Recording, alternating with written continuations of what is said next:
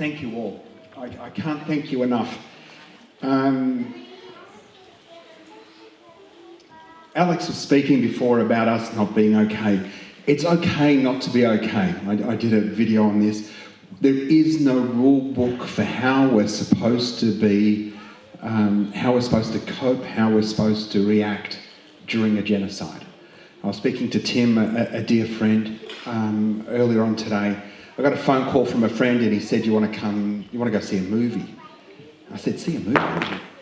Are you serious? Like it was not a get out of the hole you're in, Nasser, see a movie. It was let's see a movie, let's have some fun, because fun is what you have. And there's a disconnection, a horror as a Palestinian seeing what's happening. But there's also a disconnection as a human being as to what's happening and how human beings are reacting. How human beings are reacting. How can a local member of parliament say, how dare you speak to me at a music festival, to Lawrence? You know, you should email my office 2 weeks later. You should speak to your federal parliamentarian. I don't want to deal with this. Well, like Mira was saying earlier on, council elections are coming up. Council elections are the closest and most available spaces for constituents to influence democracy. When you get the chance to meet your local councillor, ask them if they're committed to an apartheid-free zone in Castlemaine. Ask them if they're committed to the universality of human rights. Ask them, are they going to vote against this motion that said, we're not going to discuss international issues, we're only going to speak about regional issues? That's shameful, and they should be disgusted. They should be disgusted for speaking like that, and particularly in a community like Castlemaine, which is, you know, so very, very well connected to many things beyond just its own community. My friends, you know, these spaces break me. And they break me because this is what the world's supposed to look like, yeah? This is how the world's supposed to look like, you know, every colour, every space, religion, every human. You know, I saw my sister Sissy just earlier on today, and we did a speak a few weeks ago with Clementine Ford in Melbourne. And, you know, when we afford ourselves the spaces to listen to each other, to be in touch with each other, we can share a humanity that means when stuff like's happening in Gaza happens, that it is not separate to who we are and how we behave and how we talk. And it's in that sense, you know, what we're seeing in Gaza is genocide. What you're seeing in Gaza is what happened here. When a superior society, a superior civilization, felt that it would come and bring civilization or bring hope or tomorrow. It might have been the promise of a new God. It might have been the promise of new societies or structures. What it was overwhelming hate, overwhelming weaponry or disparity in weaponry, and a desire for the resource. And the resource was land, the resource is gold, the resource is whatever it might have been that they chose to steal on this land where Indigenous folk used to be 100% of the population. 100% of the population, and not 3-odd%. The same in Aotearoa. It's also West Papua, and it's all over this country and everywhere where colonialism exists. So for my black brothers and sisters that are here, thank you so very much. The Dja Dja Wurrung people. This always was and always will be Aboriginal land. Always was and always will be Aboriginal land. And we should be clear that the fight for Palestine is a fight for Indigenous rights here. That if you feel there isn't a connection, between the fight for Palestine and the fight for Indigenous rights here, or Indigenous rights anywhere, or the fight against patriarchy, or the fight against homophobia, or the fight for climate justice, or the fight for a better world for everyone because we are equally precious, then you don't belong here. You have come to Palestine not for the right reason. The fight for Palestine is an anti-colonial, anti-racist movement for liberation for all people. All people.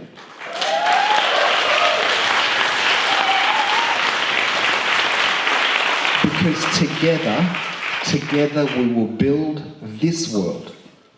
Together we'll build this world where education is free, where housing is affordable, where human beings are afforded a dignity that they deserve equally, not based on the womb they come from, a lucky sperm club king of Australia, not because of any wealth or inherited advantage they might have had because of their colonial forefathers, wherever that might be, that we are all equal. And that fight starts in Palestine, and it's so very important. It's so very important that we win in Palestine, yeah? The machinations, the power structures that have a vested interest in Israel's success isn't just about colonialism. It's about every structure of oppression and control. And they know if they can win in Palestine, they can beat us on anything, anywhere. They can beat us on anything, anywhere, because never before, 288 days, 42 weeks later, have people come out all over the world in their tens, their thousands, their millions, and cumulatively, perhaps even a billion, for the justice of somebody else. Yeah? And that's each and every one of you. And be under no doubt, Penny finally used the condemn word 280 days later. Not because she suddenly felt like she should, yeah? It's because of the pressure that each and every one of you has contributed to. Petitions, rallies, speak outs, etc. It's the work we're doing within our communities, in our circles of influence, in our church groups, our unions, our workplaces, our schools, our mothers' groups, our fathers' groups, the golf club, wherever it might be. Speak up, speak out, speak loud for Palestine. It is the moral fight of our time. Yeah? Palestine will be free. Yeah? Palestine will be free. There's no question. And when it is free, you will know that you've done your bit. Yeah? And I say this, and I unashamedly say this. If you lose a friend, a job, even a family member over Palestine, good riddance. Good riddance. If you can sit by and watch the horror that we are seeing, hear Nada's story. If you can hear Nada's story and think everything's okay, I'm just going to have another beer or put a shrimp on the barbie or whatever it might be that we do in Castlemaine, you're not okay. You're not okay. You're sitting in a space that goes, it doesn't matter. Well, guess what? If you let that go and you accept that standard's coming. That standard's coming. The standard we walk past is the standard we accept, is the standard someone will apply to you. Maybe not to you, but it'll be your child or your grandchild. So hold true to your morals, hold true to your standards, and hold true to an expectation that everyone should believe in a shared and common humanity. It is not too much to ask. During the week, we saw, a couple of days ago, the International Court of Justice ruled very clearly that the occupation of Palestine is illegal, and it encumbered signatories to the ICJ, everyone that's part of the UN, to do more, to do better. Now, our Foreign Minister, our Prime Minister are taking some advice from DFAT, and we wait to see what that might say. But there was a particular note in the address of the President of the International Court of Justice where he spoke about CERD Article 3. And CERD is the Convention on the Elimination of All Forms of Racial Discrimination. And within that CERD, Article 3 speaks specifically about responsibilities of countries to make sure they are not complicit in, not aiding in, other countries participating in racism, segregation, and apartheid. Yeah? It's very, very clear, very important that we talk about that word, because apartheid is a crime. It is racism at its manifest, and Israel is an apartheid state. Israel is a genocidal, racist, ethno-nationalist, hate-filled nation that is rooted in white supremacism, it's rooted in patriarchy, it's rooted in all the forms of oppression that have oppressed peoples and indigenous peoples all over this earth. Apartheid in Israel has to be destroyed, as it was in South Africa. Now, it was in South Africa because, big clap. Down with apartheid. I'm trying to moderate my energy because we're sort of inside, so I can fire us up if you really want to fire up. So apartheid must be destroyed in Israel as it was in South Africa, and it was done then because of the people, yeah? It was done then by the people upwards. It wasn't Ronald Reagan waking up one morning and saying, apartheid's bad, we should end that shit. Yeah? He was the last person. His chief of staff came in and said, listen, Congress, both houses are going to vote for sanctions on apartheid. You need to come out in front of that and not to be embarrassed. And he said, shit, really? I better do that, but quickly take down the picture of F.W. de Klerk and me shaking hands. Yeah? It was the same with Margaret Thatcher. It was the people who did it. You, the people. I met with some crew in Aotearoa, New Zealand last year, and New Zealand played an oversized role in the anti-apartheid era movement, greater than Australia's. And in the victory tour post the end of apartheid, some of the crew from the ANC went to South Africa. And one of the guys there, one of our allies, and he was instrumental in the anti-apartheid era movement and is instrumental today in the struggle for justice for the Palestinians in Aotearoa. And he met with some of these guys, and we're talking like, top 10 ANC guys.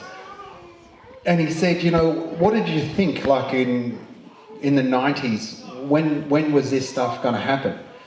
When did you see the downfall of apartheid being? What was your planning like? And he said, well, in 1992, we went on a 1-week strategy workshop, all of the leaders of the ANC. Nelson Mandela was still in jail, still in Robben Island. No hope of us ever seeing him released. And we put together a plan to end apartheid by the year 2040. They wrote a 50-year plan. 4 years later, Nelson Mandela was out of jail and apartheid was crushed and defeated. I haven't changed.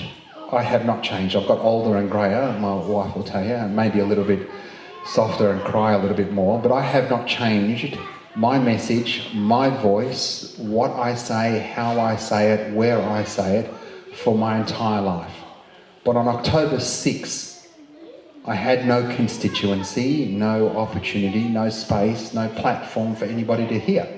It's a good message and I speak well and, etc. But it's a good story, Nasser. Thanks very much. Hit the road. Well, because of each and every one of you and so many around this country, rallying and shouting and protesting and sit-ins, etc., we have a constituency now. We cannot be ignored. So we talk about sometimes it takes years, decades for a day to happen, and sometimes decades happen in a day.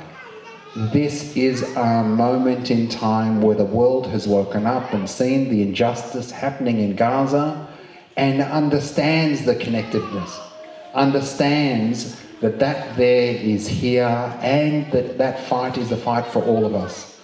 Apartheid in South Africa, in Israel, in Palestine, is as abhorrent and more so than any form we've ever seen before. More so.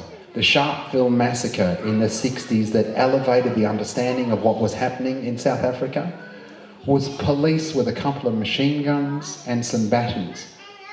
And the Sharpeville massacre is intrinsic in the elevation of the fight against the apartheid movement in South Africa.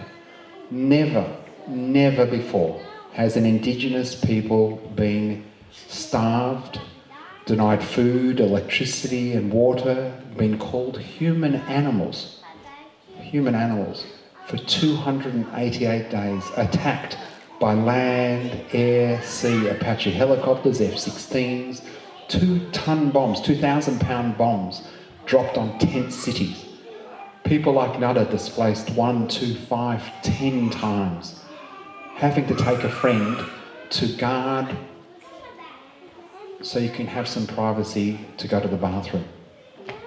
2.3 million noble people. 2.3 million people trapped in a bit of dirt. I know Lawrence spoke about the size of it, but to give you an idea, the population density of Gaza, if we translated it to Australia, would make Australia's population 42 billion. 42 billion. And that's when the whole 2.3 million lived in all of Gaza, not just half or a third of it. Not half or a third of it. If that can't make us stand up. I speak about the 8 types of Palestinian. Yeah? When a country creates 8 classes of other people, not themselves. I mean, the Israelis are first-class citizens, but Palestinians can have 8 different identities. Yeah? And the different control that Israel has over each of those people extends, as Lawrence was saying, to my father, who passed away in Australia. Born in Jerusalem, walked the streets of Jerusalem, the smells of Jerusalem were, he always spoke to us about it, that when he died here in Australia, we couldn't repatriate his body to be buried next to his mother and father.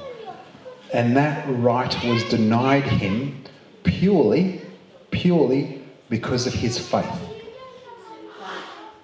Purely because of his faith. He was born before the State of Israel was created.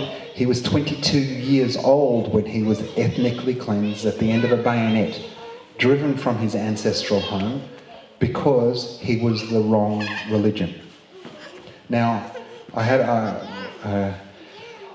a really good interview on Sky News many years ago, and I spoke about Josh Frydenberg and myself, 2 Australians born to stateless parents who were afforded refuge.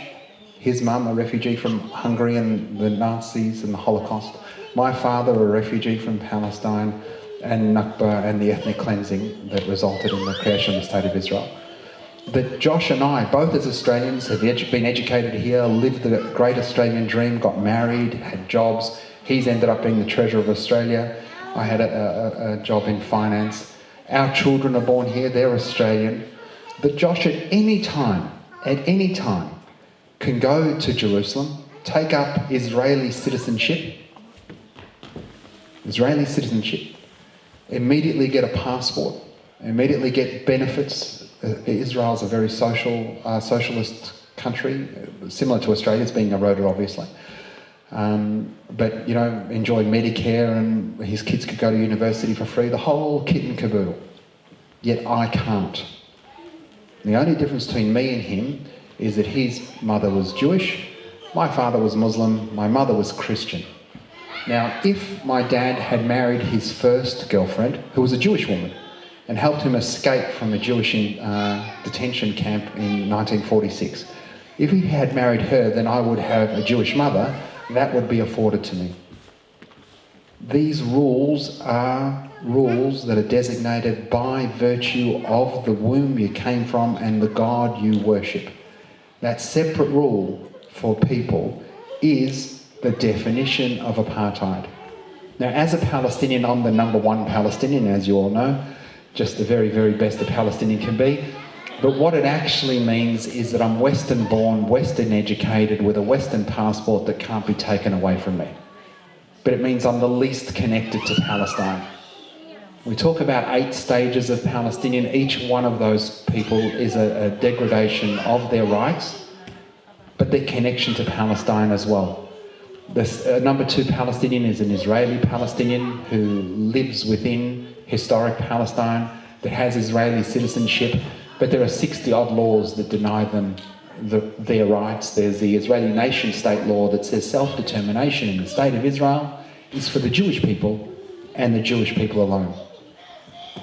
Immediately rendering 1/4 of the population, Muslims, Christians, Druze, Samaritans, Bedouins, Baha'is, all of the other Abrahamic faiths that come from that noble land, the right to self-determination. They're number 2s. Number 3s are in Jerusalem. Number 4s are in the West Bank. Number 5s are refugees within the West Bank. Number 6s, live in collar countries around the State of Israel, Lebanon, Syria, and Jordan, and those number six Palestinian, they went to those countries with enough money, perhaps some friends, that they were able to get citizenship. They were able to get citizenship, and what that affords you as a Palestinian is education, jobs, etc. And number 7 Palestinian is someone who fled to those countries that didn't have the connections or money and didn't have the opportunity for citizenship, and languishes today, 76 years later, in a refugee camp. And a number 8 Palestinian. A number 8 Palestinian is a Palestinian that lives in Gaza. That movie, and I commend each and every one of you to go see it, not this Thursday, next Thursday, 6 o'clock, $10 is a ticket, get some soup, bring the kids along. Fundraiser for APAN, very important. The 1st of August, next Thursday. Not Thursday, 10 days away. No worries. Get along to see that. Those pictures you saw and all that rubble you saw was 8 years ago. 8 years ago. It's infinitely worse today. Infinitely worse. A genocide is not a little word, yeah? Genocide is not a little word. In November, the UN said there was a risk. In January, the International Court of Justice said plausible. In March, Francesca Albanese said evidence. A month ago, Chris Sidoti said he had 7,000. Chris Sidoti is an Australian human rights lawyer who was Human Rights Commissioner, and he is part of the UN body on Palestine. He said we have over 7,000 pieces of independent, verifiable evidence of war crimes and crimes against humanity. The International Court of Justice during the week ruled the entire occupation and everything illegal, and that Israel is committing apartheid. If there is never more compelling reason for each and every one of us to do more, to speak up, to advocate, to move within our networks, to demand of our shopkeepers, our councils, to declare themselves an apartheid-free zone. And it's not hard. The UN has a list of companies that are complicit. The UN, the United Nations, has a list of companies that determine the complicity, those companies' complicity in the oppression of Palestinians. And it's not hard to boycott those companies as a council and as a business. Hewlett-Packard, really easy. Caterpillar, AXA. They're the 3 biggest things a council can do. And we talked, I think Amira was talking about Mary Beck earlier on today. Mary Beck is well on its way to being Australia's first apartheid-free council. You know? This week, I'm in Sydney. I'm meeting with the Lord Mayor of Sydney, and they passed the boycott, divestment, sanctions resolution. We're talking to them about making the city of Sydney an apartheid-free zone. So the work is happening, yeah? As individuals, the boycott, divestment and sanctions campaign is what we can do. Yeah? So there is on the APAN website the superannuation campaign, which we have now entered the 2nd stage of that. We've had a number of superannuation companies divest from Albert, divest from other companies that we have said are complicit. We've got a couple of funds now that are clean. Yeah? A couple of funds are clean. But there's still a chunk of Australian retirement money, that is invested in apartheid.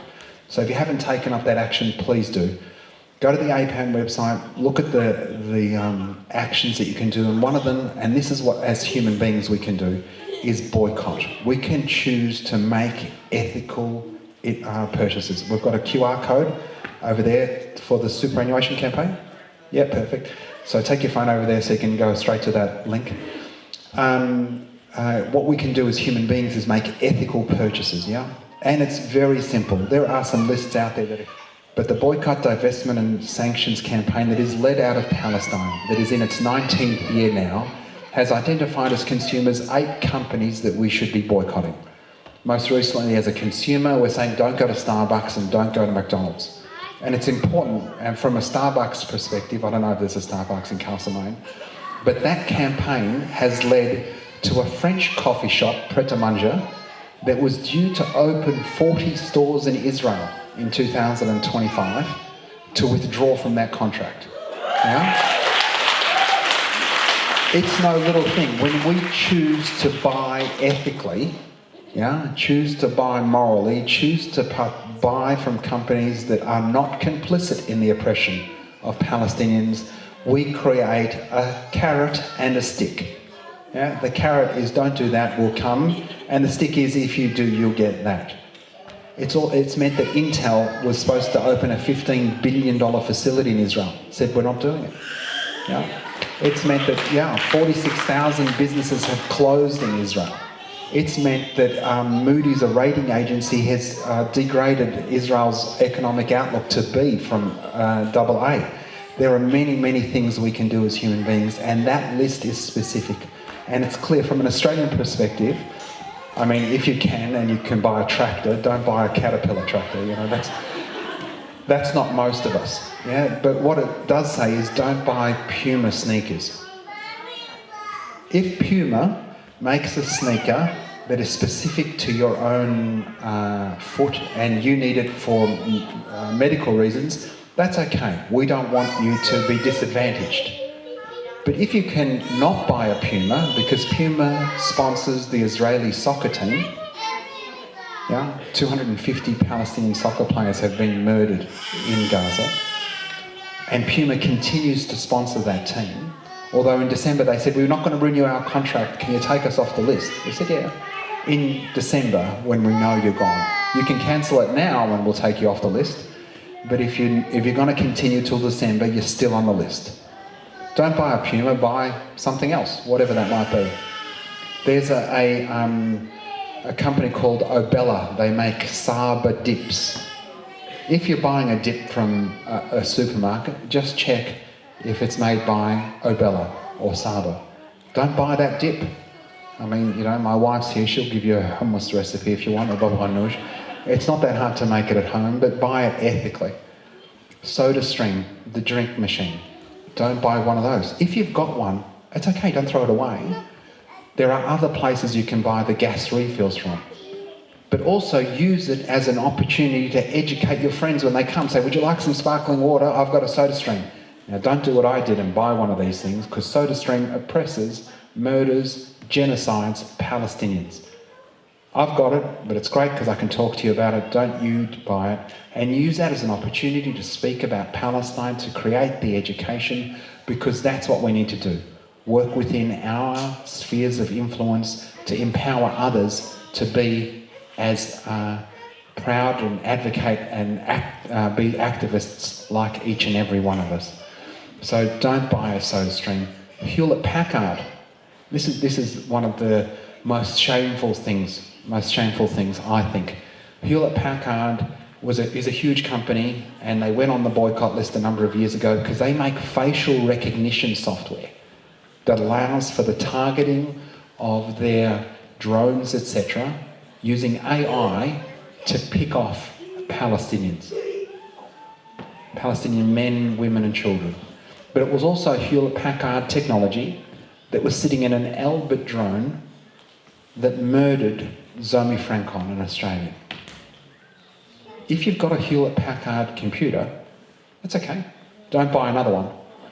Yeah? Order a sticker from the website that says don't buy Hewlett-Packard and cover the logo. But if you're in a position of influence within your workplace or as an individual or at a council, get them to take the pledge not to buy Hewlett-Packard. There are many other different computer companies that you can buy a computer off. We don't need to be rewarding a company that's complicit in genocide. Hewlett-Packard decided to spin off this division. Yeah? Stupidly, they still called it HP something. I mean, like, if you're going to spin it off, you'd call it Bob's or something like that. It's still called HP in an endeavour to hide their complicity. Don't allow them to get away with it. These are really simple things you can do. And you can go to the APAN website, apan.org.au, and download this stuff. How to host a kitchen tea, how to speak about Palestine to your friends and family who might not be where we are today. Yeah. Download a council motion. That is something, particularly with the elections in October. When they come door knocking, when you get a flyer with your local representative's phone number, give them a call and say, "Hi, my name's Bob and I'm a constituent in your ward and I see that you've left a flyer here. You want me to vote for you? I want to know what your position on Palestine is." Just ask the question. We need to normalise asking the question. We need to normalise that people will feel that they're being held to account for their position at the next state election, at the next federal election, and so on and so on. I mean, for me, I'll be voting Palestine number 1, 2, 3 to 20. I don't expect everybody to be like me, but I'd like as many of you to be as close to me as possible. Yeah. My friends, we will be free. Palestine will be free. Yeah. You should know this absolutely, because I personally have spoken to tens of thousands, and I'm going to say more than 1 million people in person at meetings like this, at rallies like this, at different events. And the feeling, nobody's going backwards. The ceasefire isn't going to put any of us back in our boxes. Palestine is going to be free, and you will have been at the forefront. What our fathers, mothers, uncles and aunts felt about the downfall of apartheid in South Africa, each and every one of you will be able to tell those stories to your family, friends, children and grandchildren about how you made a difference. I can't thank you enough for everything you do and for the opportunity. Lawrence, the team, Alex, thank you also very much. My sister Sissy, wherever you are, thank you, sis. Lovely to see you again. And thank you, and free Palestine from the river to the sea.